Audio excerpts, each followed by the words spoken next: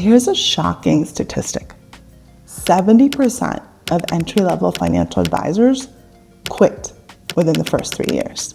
Yet job postings are continuously promising unlimited earning potential and six-figure incomes. What gives? If you're watching this, chances are you're considering a new career as a financial advisor or planner. I know I am, which means I'm looking for roles that will allow me to get my 6,000 hours of experience without burning through my network. After spending weekends analyzing dozens of job postings, I've uncovered 4 alternative paths designed for new grads and career changers, with salaries from $40,000 to $70,000. In the next few minutes, I'll show you why traditional advisor roles are broken, real jobs that qualify for CFP experience, exactly where to find these opportunities, and how to position yourself to land them. But first, let's back up a little and understand, how did the financial advising industry get here in the first place? 20 years ago, companies were transparent. Product sales jobs were sales jobs, pure and simple. But facing recruitment challenges, the industry evolved. First came financial solutions roles and financial consultant positions, and now we see financial advisor as being this catch-all term. So when you see positions offering no base salary and independent contractor status, these are red flags. You'll find yourself on day one being sat down to write 100 personal contacts, your natural network. And what follows is a cycle of reaching out to dozens of friends and family each day.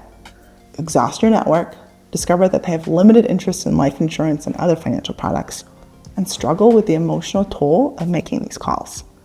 Perhaps most significantly, when you burn out and leave, these relationships stay with the company. This is not financial advising, it's network marketing. But the good news is, not all roles are like this. Let's take a look at some real ones. I'll be showing you job postings from Denver for 2 key reasons. First, it's a mid-sized city that represents typical opportunities you'd find across the country. And second, Colorado requires companies to post salary ranges, so we can have a real conversation about compensation. Now, these salaries might not be the same in your area, but the ranges give us a solid baseline to work from. Well, let's start out with a client services role at Cetera Financial, paying $40,000 to $48,000 plus full benefits.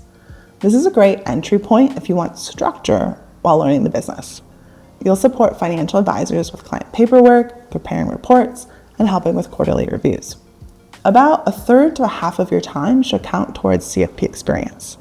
And yes, there is some sales support because you'll be doing presentations and marketing, but it's not commission-based. You'll have a stable salary while learning the fundamentals. Think of this as the classic way to break into the industry. Now, before we dive into the next role, if you're finding this information helpful, give this video a quick like. This is a brand new channel, and every like and subscribe helps others find this video. Now, if technical analysis interests you more than client services, you might want to consider a more specialized role or specialized firm. Here's an estate planning operations specialist and Mercer Advisors, offering $44,000 to $52,000 plus full comprehensive benefits. You'll process estate plans, coordinate with advisors, and manage client intake. About 40 to 60% of your time should qualify for certification experience. And what's great about this role is there's no sales component. It's pure planning support. Mercer serves over 31,000 families nationwide, so you'll see a wide variety of estate planning situations. This is perfect if you want to focus on the technical side while building experience. And here's a different kind of job, a financial planning support role at Range, a fintech backed by Google's venture arm. Now, I previously found a similar role that was remote at Facet, but that one got taken down before filming.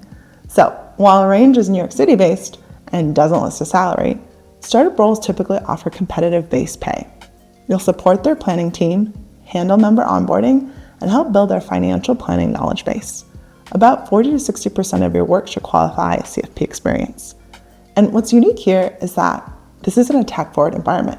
You're not just learning about planning, you're seeing how technology is reshaping the industry. This path shows that traditional firms are not your only choice. There's a whole world of startups like Range, Fruitful, and Facet that are changing the face of financial advice. But finally, let's look at what I'd consider an ideal starter role, a paraplanning position at Wedmont Private Capital. This is a fully remote role paying $60,000 to $70,000 plus bonus with no sales requirements. About 80 to 100% of your time should qualify for CFP experience because you'll be directly involved in creating financial plans, analyzing client situations, and implementing recommendations. There's actually a very good chance that this role could qualify for the apprenticeship pathway, which would significantly reduce the amount of time it takes you to fulfill your CFP experience requirement. You'll be working in a fee-only environment, helping serve high net worth families. And while roles like this are competitive, they show what's possible. You can find positions that both offer solid compensation and valuable experience without having to sell products. Now that you know what to look for, let's talk about where to find these roles. LinkedIn is a good starting point, but you need to be strategic about it. Search specifically for the job titles we talked about, and don't get discouraged if you see a ton of commission-only positions. The good jobs are out there, you just need to know where to look. Check out specialized boards like the CFP Board's Career Center, which filters out a lot of this noise. Simply Paraplanner and New Planner Recruiting are two other sites focused specifically on these kinds of roles. I'll link them all in the description box below. And here's an old school approach that still works surprisingly well. Networking. Ask your friends and family about financial planners that they work with and trust. Join NAPFA, the National Association of Personal Financial Advisors, where all members are fee-only advisors. You can go to local meetings as a student affiliate, and you'd be amazed at the doors this can open. And if you're more of a behind the computer screen kind of person, reach out to members and set up one-on-one Zoom informational interviews. Put a face to your name before your job application hits their desk. Last but not least, let's talk about realistic timelines.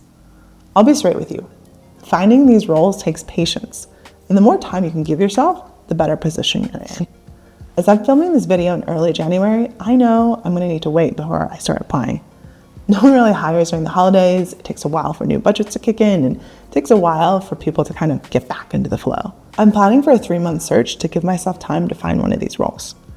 I'm not looking for the perfect position, but I want to make sure that I'm setting myself up for success. And here's another idea worth considering. Think about getting some certifications. The SIE, insurance, Paraplanner, these cost anywhere from a few $100s to $1,500 and require a few weeks of studying. If you're transitioning from outside of finance, getting these certifications can show that you're serious about the career change and proves that you can handle industry exams. Now, when you do start interviewing, don't downplay your existing career experience. Being able to explain complex topics or build trust with senior people, these are incredibly valuable skills in this industry. I know I'll be talking about my experience presenting to boards and venture capitalists. So, if you want to transition into becoming a CFP, here's what to do next. Bookmark the job boards I mentioned. You'll find them all linked below. Look up when and where NAPFA meets in your area, and hit subscribe if you want more content about breaking into financial planning the right way. Remember, you don't have to start off your financial advising career by selling to friends and family. Take your time, do your work, and focus on a role that sets you up for long-term success. And if you're looking for a primer on exactly what counts for the CFP experience requirement, check out my video laying out the 2 primary pathways, what counts under each, and key timing considerations. I'll see you in the next one.